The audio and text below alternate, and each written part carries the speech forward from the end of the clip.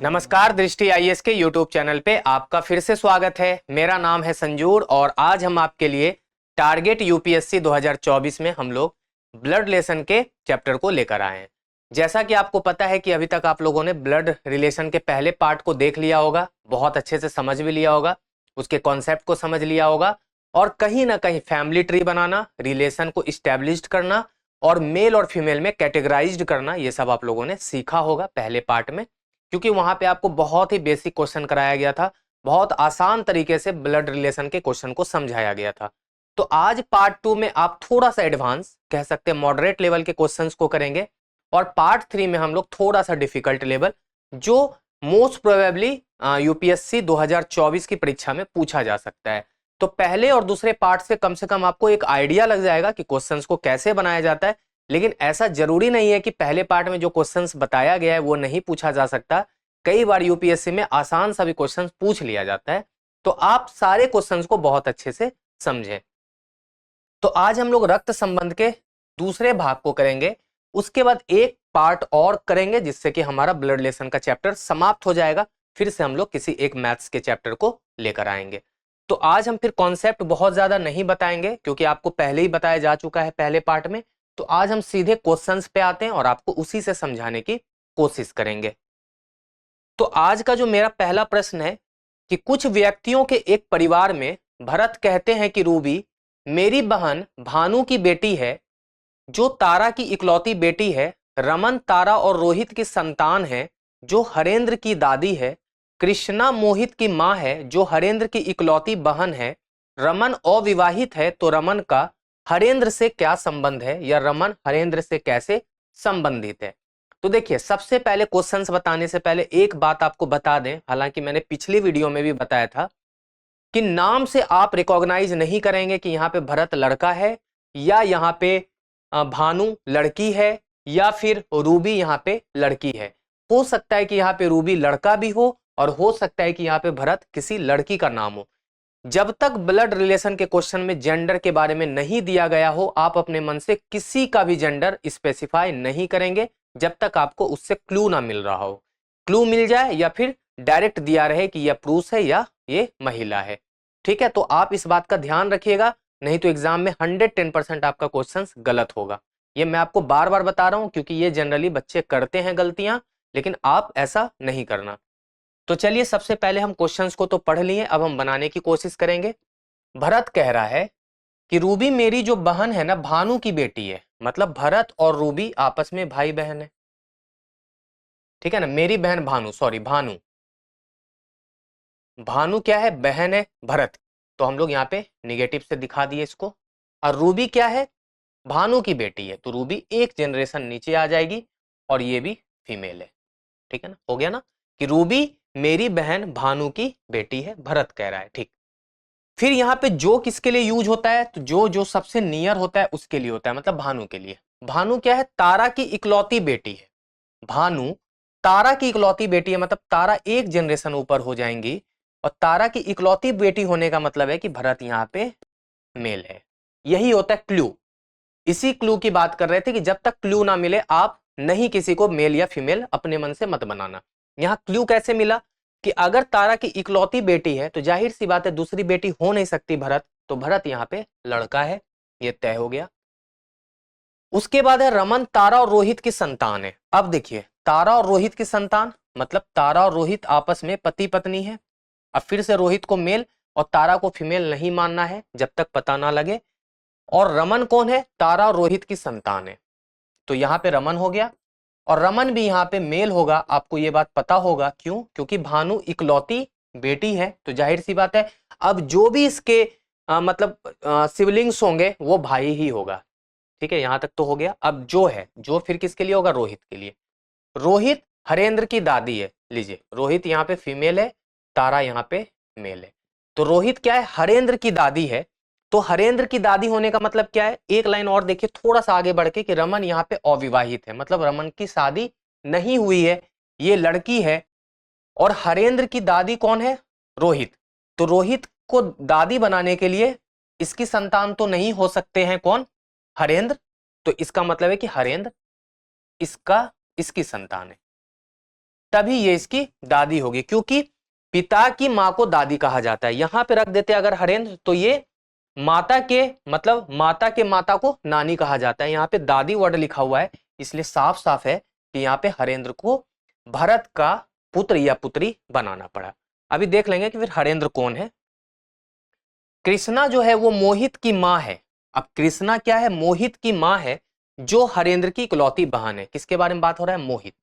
मोहित हरेंद्र की इकलौती बहन है, तो मोहित यहां हो गई। इकलौती बहन होने का मतलब है कि 100% हरेंद्र भाई हो गया, क्योंकि क्लू मिल गया, इकलौती बहन है तभी तो ये भाई है। अब यहाँ पे देखिए कृष्णा क्या है? मोहित की माँ है। कृष्णा मोहित की माँ होने का मतलब भरत की वाइफ है ना, भरत की वाइफ हो गई। यहाँ पे ये फीमेल हो गई, ऑलरेडी मेल है, और ये इसकी माता जी है, बिल्कुल ठीक है।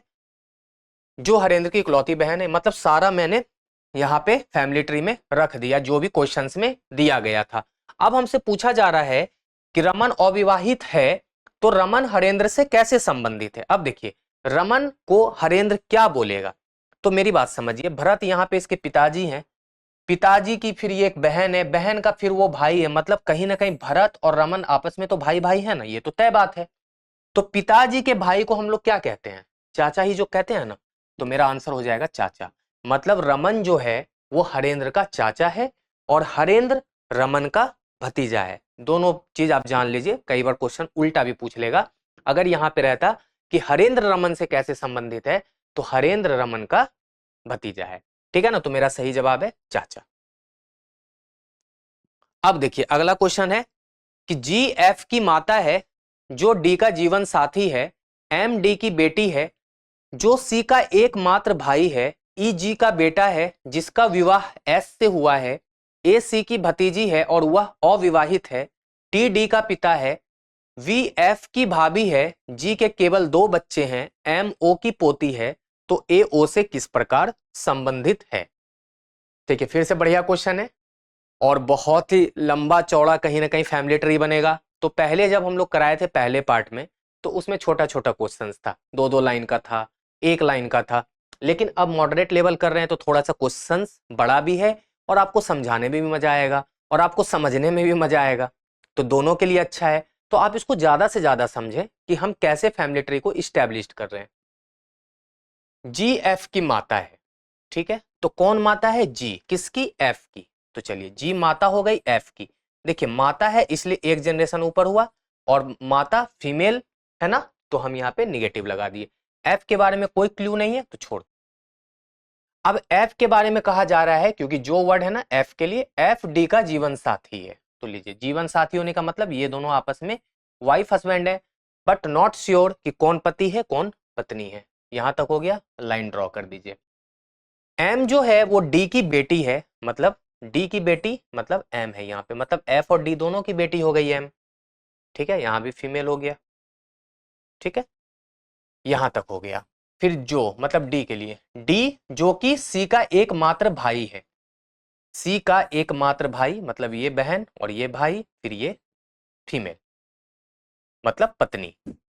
बहुत अच्छे से पता लग गया तीनों का एक बार में, सिर्फ एक लाइन से, कि सी का एकमात्र भाई कौन है? डी। तो एकमात्र भाई डी है तो सी बहन ही होगी, और ये अगर मतलब मेल है तो ये फीमेल है, क्योंकि वाइफ हस्बैंड है। यही एक रिलेशन है जिसमें कि बहुत इजीली पता लग जाता है।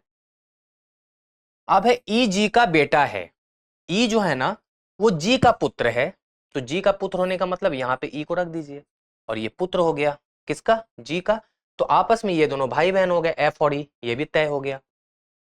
जिसका विवाह एस से हुआ है, किसके बारे में बात हो रहा है? जी के बारे में। जी का विवाह किससे हुआ है? एस से। जाहिर सी बात है एच यहाँ पे मेल होंगे क्योंकि ये फीमेल है। ए सी की भतीजी है।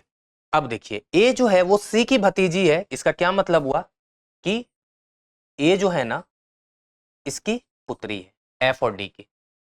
क्लियर? यहां तक हो गया। और वह अविवाहित है, ए जो है ना वो अविवाहित है, ठीक है, अच्छी बात है, कोई दिक्कत नहीं है, यहां तक तय हो गया। टी डी का पिता है, टी जो है वो डी का पिता है, तो टी को और डी का पिता, एच इधर लिख देते हैं, थोड़ा सा कंफ्यूजन हो जाएगा नहीं तो। टी जो है वो डी का पिता है, तो हम लोग यहाँ पे इसको टी को लिख देते हैं, ठीक है ना, तो फिर थोड़ा सा ड्रॉ करने में अच्छा नहीं होता, ठीक है, ये सही है। टी डी का पिता हो गया, यहां तक हम लोगों ने कर लिया है। अब उसके बाद है वी जो है एफ की भाभी है, तो एफ की भाभी होने का मतलब है कि वी इसकी पत्नी होगी, तभी तो इसको भाभी बोलेगी। अपने भाई की वाइफ को भाभी ही तो बोलेगी ना एफ, तो हो गया वी एफ की भाभी है, ये भी सही हो गया। जी के केवल 2 बच्चे हैं, जी के 2 बच्चे हैं तो जाहिर सी बात है, देख लीजिए जी के जो 2 ही बच्चे हैं, एक ई है और एक एफ है। बहुत अच्छी बात है, ये भी यहां तक क्लियर हो गया। एम ओ की पोती है। अब देखिए एम जो है वो ओ की पोती है, तो जाहिर सी बात है डी के ये पापा हो गए, तो इनकी वाइफ 100% ओ होंगी, तभी एम इसकी पोती हो जाएगी। ये भी हमने पता कर लिया जल्दी से, एम ओ की पोती हो गई। अब पूछा जा रहा है कि ए का ओ से क्या संबंध है, मतलब ए क्या होंगी, ठीक है ना, ए के बारे में पूछा जा रहा है। तो जाहिर सी बात है एम और ए आपस में बहन है, जब एम ओ की पोती हो सकती है तो ए भी ओ की पोती होगी, तो हम कहेंगे ए जो है ना वो कहीं ना कहीं ए की क्या है, पोती है। तो मेरा सही जवाब हो जाएगा ऑप्शन नंबर। बहुत ही साधारण और बहुत ही बेहतरीन क्वेश्चन था। चलिए अगला क्वेश्चन है, थोड़ा अच्छा है। क्यू ए और बी का पिता है, एक्स के की माता है, एन जो है वो ए का पुत्र है, एन के का इकलौता भाई है, एक्स पी की बहू है, पी को केवल एक पुत्री तथा पुत्र है, तो यह स्थापित करने के लिए कि के एक्स की बेटी है, निम्नलिखित का सत्य होना आवश्यक है। समझिए बहुत अच्छा क्वेश्चन है कि एक जो स्टेटमेंट दिया है, मतलब एक नहीं कई स्टेटमेंट है। अब इसमें क्या है कि आप फैमिली ट्री जब बनाएंगे तो आपको यह देखना पड़ेगा कि के एक्स की बेटी हो जाए वहां पे, मतलब उस फैमिली ट्री में के एक्स की बेटी स्थापित हो जाए। अगर नहीं हो रहा है तो आप इस 4 स्टेटमेंट का यूज करें कि बी अविवाहित करने से ये काम बनेगा, या एक्स को केवल एक पुत्र है करने से काम बनेगा, या एन क्यू का पोता है बनाने से काम बनेगा, या कुछ भी ना करने से, और ऐसे भी पता लग रहा है, मतलब कोई भी जानकारी की आवश्यकता नहीं होगी, ऐसी बात अगर है तो ऑप्शन नंबर डी हमारा सही होगा। इस तरह हम इसको सॉल्व करते हैं। सबसे पहले कहा जा रहा है कि क्यू जो है वो ए और बी का पिता है, क्यू जो है वो ए और बी का पिता है, तो लीजिए क्यू को ए और बी का पिता बना दीजिए, पिता है तो मेल हो गए ये। एक्स जो है वो के की माता है, यहां पे स्टैब्लिश नहीं कर पाएंगे क्योंकि एक्स और के यहां पे कुछ भी नहीं दिया हुआ है, छोड़ देते हैं। एन जो है ए का पुत्र है, तो लीजिए एन को ए का पुत्र बना दीजिए, एन पुत्र बन गए ए के। अब कहा जा रहा है कि एन जो है वो के का इकलौता भाई है, मतलब के यहां पे फीमेल हो गई, ये भी तय हो गया क्योंकि इकलौता भाई है वो। अब यहां पे आ जाते फिर से, इसको भी ले लिए, टिक कर दीजिए। एक्स के की माता है, एक्स जो है ना वो के की माता है, के की माता होने का मतलब एक्स ऊपर हो जाएंगी, ठीक है। जाहिर सी बात है ये दोनों वाइफ हस्बैंड हो गए, है ना, क्योंकि एक ही संतान है सब। तो एक्स के की माता है तो ये मेल हो जाएंगे, ये फीमेल हो जाएंगी। बहुत अच्छे से पता लग गया। अब कहा जा रहा है कि एक्स जो है वो पी की बहू है, तो बहू है तो मेरे इसका मतलब है कि पी यहां पे होंगी, तभी तो इसकी बहू हो जाएगी ये। और पी जो है वो क्यू की पत्नी हो गई। पी को केवल एक पुत्र तथा पुत्री है, अब देख लीजिए पी को एक पुत्र तो है तो इसको पुत्री बना दीजिए, ठीक है, और अच्छी बात है, ये भी हो गया। तो यह स्थापित करने के लिए कि के एक्स की बेटी है, यहां पे तो साफ साफ दिख ही रहा है कि के एक्स की बेटी है, ठीक है ना, के एक्स की बेटी है, एक्स के की माता है। यहां पे देखिए एक्स के की माता जरूर दिया हुआ था, लेकिन यहां पे के का जेंडर नहीं पता था, इसी वजह से इतनी कहानी करनी पड़ी कि के का जेंडर पता लगे। के का जेंडर पता करने के लिए ये क्वेश्चन एक तरह से बनाया गया है। नहीं तो कुछ बच्चे होंगे बोलेंगे अरे यार एक्स के की माता है तो के एक्स की तो पुत्री होगी, जरूरी है, पुत्र भी तो हो सकता था, पुत्र भी तो हो सकता था। इसीलिए इस क्वेश्चन को फ्रेम किया गया है कि कुछ बच्चे पहले ही गलती कर जाएं कि ऑप्शन नंबर डी लगा दे, हालांकि सही ऑप्शन नंबर डी ही होगा, बट अगर ना होता तो इस वजह से आप कोई भी क्वेश्चंस को बिल्कुल हल्के में ना लें। समझ लीजिए कि कुछ ना कुछ एग्जामिनर आपके लिए मतलब ट्रिक बना के रखा होगा या आपको फंसाने के लिए दिया गया होगा, क्योंकि आप यहाँ पे जेंडर स्पेसिफाई के का नहीं कर पा रहे हैं, इसी वजह से आपको ये सारा काम करना पड़ा। तो मेरा सही जवाब है कि कोई भी अतिरिक्त जानकारी की आवश्यकता नहीं। चलिए उससे भी बढ़िया क्वेश्चन है और थोड़ा सा मुश्किल भी है ये। b प्लस ए का अर्थ है ए बी का पुत्र है, b गुना ए का अर्थ है ए बी का पिता है, a परसेंटेज b का अर्थ है ए बी का दामाद है, b माइनस ए का अर्थ है ए बी की पत्नी है, a स्टार b का अर्थ है ए बी ए का भाई है, a हैश b का अर्थ है b ए की इकलौती बहन है। यह दर्शाने के लिए कि एफ वाई की पत्नी है, निम्नलिखित समीकरण में प्रश्न चिन्ह के स्थान पर कौन से दो प्रतीक आएंगे। अब देखिए बहुत ही बेहतरीन क्वेश्चन है और 100% बता रहे हैं, अगर आप अच्छे से ऑब्जर्व नहीं करेंगे ना तो गलती होगी। अब क्या ऑब्जर्व करना है, मैं आपको पहले ऑब्जर्व करना सिखाता हूं। ऑब्जर्व देखिए, ये कीजिए, यहाँ पे b प्लस ए है तो यहाँ पे ए बी का पुत्र है, मतलब सेकेंड वाला फर्स्ट का पुत्र है, देख रहे हैं। अब बहुत बच्चे क्या पढ़ लेंगे, बी ए का पुत्र है, सोच लेंगे अरे पहले इसके बारे में फिर उसके बारे में तो लिखा रहता है। ऐसा नहीं है, क्वेश्चंस को बारीकी से पढ़िएगा। निर्देश जो होता है ना वो बहुत जरूरी चीज होता है। यहाँ पे उल्टा कर दिया है, किया क्या है ना कि second one is the son of first one, और यहाँ पे क्या है, फिर से वही है, बी गुना A, second one is the father of first one. फिर यहाँ पे देखिए, यहाँ पे फिर ठीक है, first one is the son in law of second one, मतलब पहला जो है दूसरे का दामाद है, ये सही है। फिर यहाँ उल्टा कर दिया है कि दूसरा जो है पहले की बेटी है, और फिर यहाँ पे बिल्कुल उल्टा कर दिया है कि दूसरा जो है पहले का भाई है, फिर वहां पे उल्टा किया है कि दूसरा पहले की इकलौती बहन है। बस एक जगह सही है, एक जगह सीक्वेंस में है, बाकी उल्टा है। अब बोल रहा है कि यह दर्शाने के लिए कि ई एफ वाई की पत्नी है, निम्नलिखित समीकरण में प्रश्न चिन्ह के स्थान पर कौन से दो समीकरण को आप, मतलब दो प्रतीक को रखेंगे। तो देखिए इसका साधारण सा ये है, दो प्रतीक देख लीजिए, यहां पे रखना पड़ेगा। इसका साधारण सा तरीका है कि ऑप्शन से उठाइए और बनाइए।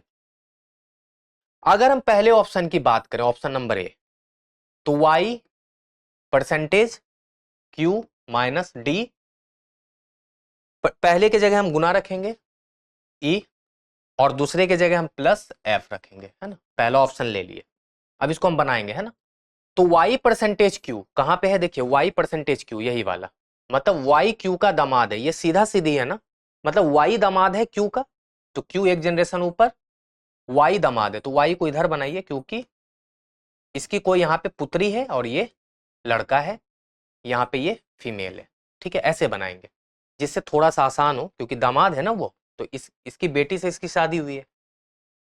अब क्या है, हाँ यहाँ पे q minus D, q minus D का मतलब क्या है, देखिए ये माइनस, तो डी ए की क्या हो जाएगा, डी क्यू की पत्नी है, यही होगा ना, उल्टा हो गया है ना, डी क्यू की पत्नी है तो यहाँ पे डी हो जाएंगे, डी क्यू की पत्नी है तो क्यू यहाँ पे मेल है, ठीक है। फिर देखिए डी गुना ई, गुना का मतलब क्या है, फिर उल्टा है, तो ई डी का पिता है, ई जो है वो क्या है, डी का पिता है, तो ई जो है वो डी का पिता है, यही होगा ना। गुना का मतलब क्या है, उल्टा है क्या, हाँ, तो ए बी का पिता है, मतलब ई जो है वो डी का पिता है, तो चलिए ई को डी का पिता बनाइए, ई डी का पिता हो गया, अच्छी बात है। ई प्लस एफ, प्लस का मतलब फिर उल्टा है, तो हम क्या करेंगे, है ना। फिर देखिए यहाँ पे सेकेंड वन है ना, तो एफ जो है वो ई का पुत्र है, एफ जो है वो ई का पुत्र है। अब एफ कहाँ रखे, ई का पुत्र बनाना है तो एफ को यहां रखिए, एफ जो है वो ई का पुत्र है, ठीक है। तो मेरे हिसाब से ये बन पा रहा है क्या कि एफ वाई की पत्नी है, एफ तो यहाँ मेल हो रहा है, तो ये तो गड़बड़ है पूरा, तो इसको हम नहीं लेंगे, ये गलत हो गया मेरा, ठीक है। अब चलिए हम दूसरे ऑप्शन को लेते हैं फटाफट। दूसरा ऑप्शन है बी, बी में लेंगे फिर से y percentage q minus D, उसके बाद क्या लेंगे, प्लस और माइनस, तो प्लस ई माइनस एफ। पहला तो वही था कि y q का दामाद है, तो बना दीजिए फिर से y जो है वो q का दामाद है, यहाँ पे ना y, और ये यहाँ पे कोई फीमेल मेंबर है। उसके बाद है q माइनस डी, माइनस का मतलब क्या है, उल्टा है, देख लीजिएगा, डी क्यू की पत्नी है, अच्छा फिर से वही चीज आ रहा था, तो हम बेकार मिटाए, चलिए कोई बात नहीं, डी क्यू की पत्नी है, यहां तक तो सेम ही रहेगा, अगली बार नहीं मिटाएंगे, यहां तक रखेंगे। अब है डी प्लस ई, प्लस का मतलब क्या है, उल्टा है, याद रखिएगा, ई डी का पुत्र है, ई जो है ना वो डी का पुत्र है, तो ई को हम यहाँ पे रख लेंगे क्योंकि पुत्र है, यहाँ नहीं रख सकते।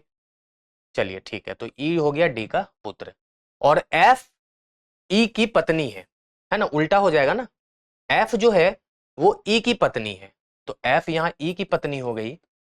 तो यहाँ पे हमसे बोला गया है कि एफ को वाई की पत्नी बनाना है, तो ये तो गड़बड़ हो गया, एफ को ई की पत्नी नहीं बनाना था, तो ये भी हम नहीं लेंगे। फिर से मिटा दिया, चलिए कोई बात नहीं, दोबारा ही बना लेंगे। ऑप्शन नंबर सी, सी में लेना है प्लस और हैश, तो चलिए फिर से लिखेंगे Y percentage Q minus D plus E और हैश एफ।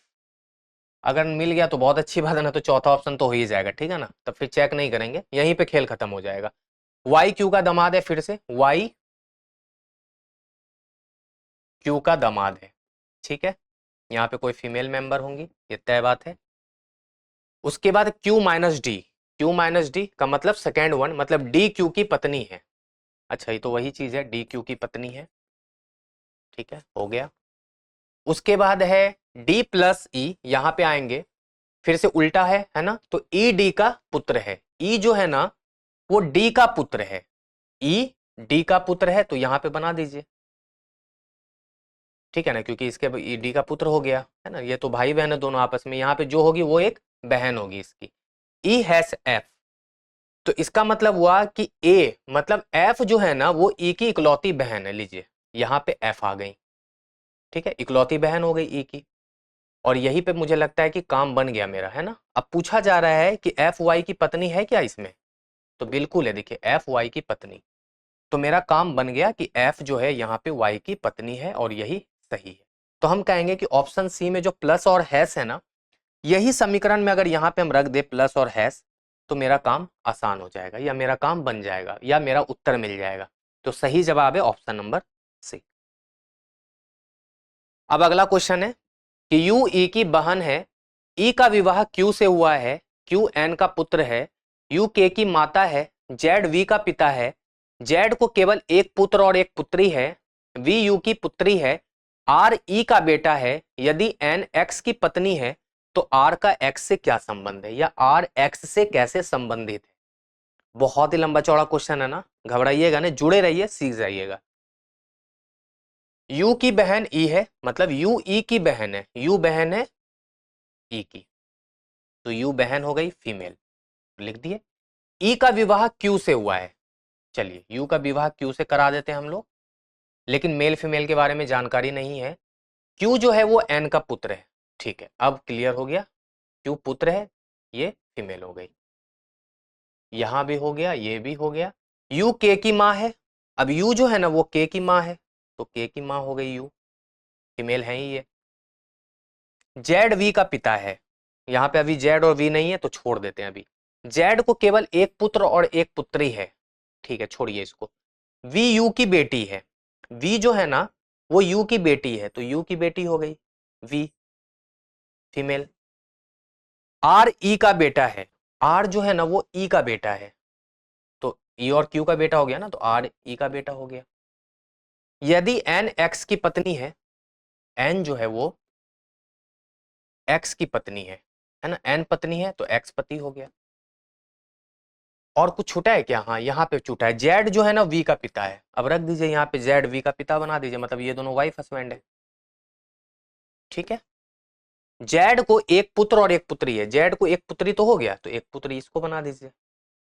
मुझे लगता है सारा काम हो गया, वी यू की बेटी है, ये लिख ही दिया आपने, आर ई का बेटा बना ही दिया, एन एक्स की पत्नी बना ही दिया, तो अब कुछ नहीं करना है, अब आंसर ढूंढना है। तो आर का एक्स से क्या संबंध है, मतलब आर एक्स से कैसे संबंधित है, तो देखिए आर क्या लगेगा, आर के ये पिताजी, ये कौन है, अगर पिताजी है तो ये दादी है, ये दादा है, तो मतलब आर जो है वो एक्स का क्या है, पोता है, आर जो है वो एक्स का क्या है, पोता है। बहुत साधारण सा क्वेश्चन। ए और बी भाई बहन है, लेकिन ये नहीं पता है कि ए भाई है कि बी बहन है, एक भाई एक बहन है ये तो तय है, और ये मान मत लीजिएगा कि पहले भाई लिखा है तो ए भाई हो जाएगा, ऐसा नहीं है, रिस्पेक्टिवली वर्ड यूज नहीं किया है, क्रमशः वर्ड यूज नहीं किया है। एल के दो बच्चे हैं और वह डी का बेटा है, जो जी का ससुर है, जी का केवल एक बेटा है, बी डी की पोती नहीं है, तो ए का डी से क्या संबंध है। क्वेश्चन देखने में बहुत छोटा सा लग रहा है लेकिन बहुत टेढ़ा है, पहले आपको बता दें। ए और भी भाई बहन है, ठीक है। एल के 2 बच्चे हैं, नहीं रख पाएंगे, और वह डी का बेटा है, तो इसको साइड में बनाइए, ऐसे बनाइए कि एल के 2 बच्चे हैं, कोई भी होंगे, और वह डी का बेटा है। कौन? एल। एल जो है वो डी का बेटा है। और किसके बारे में कहा जा रहा है? डी जो है वो जी का ससुर है। डी जो है वो जी का ससुर है, मतलब जी यहां हो जाएंगे, है ना, फीमेल, तभी तो है जी का ससुर हो गया डी। जी का केवल एक बेटा है, जी का केवल एक बेटा है, मतलब मान लेते हैं कि इसको एक बेटा है, तो एक बेटी ये हो जाएगी, ठीक है। अब कहा जा रहा है कि बी जो है वो डी की पोती नहीं है, मतलब इसका साफ मतलब हो गया कि ए और बी यहां पे है ना। और कहा जा रहा है कि बी जो है ना वो डी की पोती नहीं है, मतलब बी लड़का है और ए लड़की है, यही था फैमिली ट्री। तो ए डी से किस प्रकार संबंधित है? तो ए डी से किस प्रकार संबंधित है? ए यहां पे क्या हो जाएगी? पोती। ए यहां पे क्या हो जाएगी? पोती। कि ए जो है ना डी की पोती है। तो बहुत बढ़िया क्वेश्चन था, ऑटोमेटिक आपको खुद रखने के लिए वो मतलब अपने आप रखा गया, मतलब आपको रखने की जरूरत भी नहीं हुई, आपको खुद ही फील हुआ कि ये यहीं जाएगा, ए और बी। अंतिम क्वेश्चन, एक लड़के की ओर इशारा करते हुए एक महिला ने कहा, उसकी माँ मेरी माँ की इकलौती बेटी है, तो महिला का लड़के से क्या संबंध है? आपको मैं बता दूं, जानबूझ के एक आसान क्वेश्चन मैंने लिया था, ये बहुत आसान है कि खुद आप लोग करें, और बहुत अच्छा है, मतलब इसको कोई भी कर लेगा, बहुत बच्चा वाला क्वेश्चन है। तो एक क्वेश्चन इसलिए आसान रखा गया क्योंकि आपने बहुत डिफिकल्ट अभी कर लिया 6-7 क्वेश्चन। तो चलिए एक आसान क्वेश्चन है, फटाफट कर ले।